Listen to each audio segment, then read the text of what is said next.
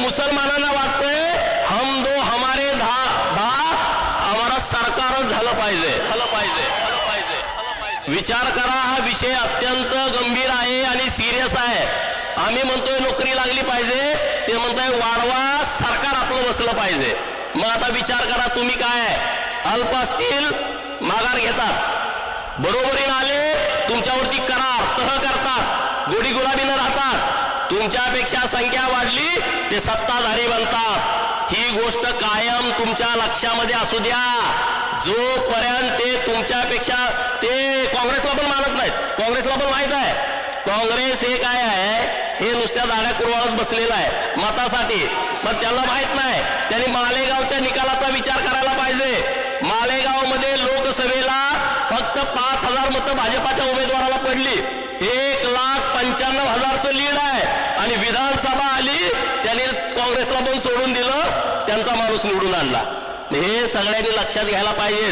काँग्रेसमधल्या लोकांना तर हे इंग्रजापेक्षा डेंजर लोक आहेत. इंग्रजांनी जे पाप केले त्याच्यापेक्षा ही वाईट लोक आहेत आणि त्यामुळं त्या लोकांनी अत्यंत सिरियस घेण्याची आवश्यकता आहे. पाकिस्तानमध्ये जेवढे अतिरेकी नाहीत तेवढे गद्दार भारतामध्ये आहेत. पाकिस्तानमध्ये जेवढे अतिरेकी नाहीत तेवढे गद्दार भारतात आहेत. मोदी साहेब आल्यानंतर अनेक अतिरेकी मारली, त्यांच्या पोटात पोटसूळ उठते. महाराष्ट्रात बी आहेत, मी त्या बाजूला जात नाही, मला वाद होते म्हणते.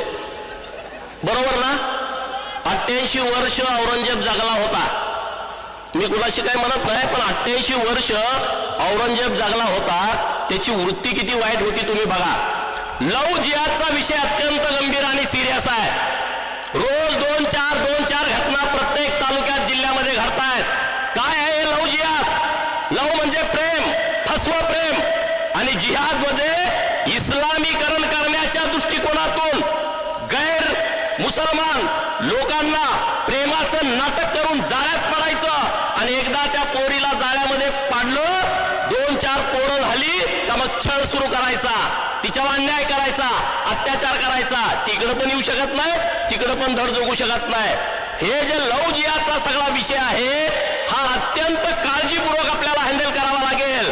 प्रत्येक हिंदू मुलीच्या आई वडिलांना माझी हात जोडून विनंती आहे, मुलीचे मित्र कोण आहेत, क्लासमेट कोण आहेत, फेसबुकला मित्र कोण आहेत, व्हॉट्सअपला ग्रुपमध्ये कोण आहे, ते फिरायला गेल्यानंतर, बाहेर गेल्यानंतर तिच्या संपर्कात कोण आहे याची चौकशी करा. हे जाळं आहे. एका हिंदू मुलीला टार्गेट करण्यासाठी 10 मुलं प्रयत्न करतायत. 10 मुलं, म्हणजे मी स्वतः अनुभवलाय. नितेश राणे साहेबांनी माझ्यापेक्षा जास्त अनुभवलाय. यत्नाळकर पाटील साहेबांचा अनुभव वेगळा आहे. मी ज्या गोष्टी डोळ्यानं बघितल्या की एका मुलीला 10 जणांनी टार्गेट करायचं आणि कुणीतरी त्याला जाळ्यात पाठवायचं, जाळ्यात पडायचं. त्यांचं रेड कार्ड ठरलाय. शीख मुलगी पटवली तर तिला काय जाळ्यात ओढल्यानंतर, ब्राह्मण समाजाच्या मुलीसाठी रेट काय आहे, मराठा समाजाच्या मुलीसाठी, ओबीसीच्या साठी, बहुजनांच्या साठी, मागासवर्गीय, हे रेड कार्ड ठरलंय त्यांचं. 7 लाख, 5 लाख, 3 लाख ते देत आहेत.